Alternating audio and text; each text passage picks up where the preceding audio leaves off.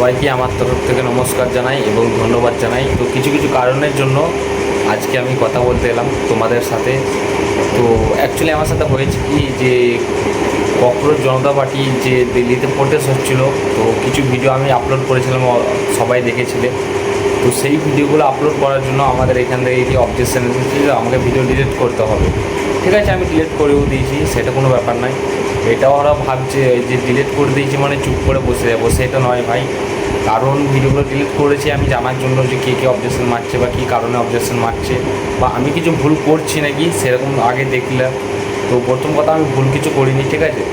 আমাকে 105 ধারায় গণতন্ত্রের অধিকার দেয় আমি সরকারের বিরুদ্ধে কিছু ভুল কারণে আমি প্রতিবাদ করতে পারি। তো আমি সেরকম কিছু করিনি, সরকারের বিরুদ্ধে প্রতিবাদ করার কথা এখানে আসে না।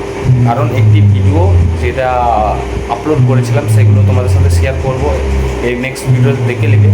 আর আমাকে একটু সাপোর্ট করবে যাতে আমি ভালোভাবে ভিডিও করতে পারি, মানুষের পাশে থাকতে পারি। ধন্যবাদ।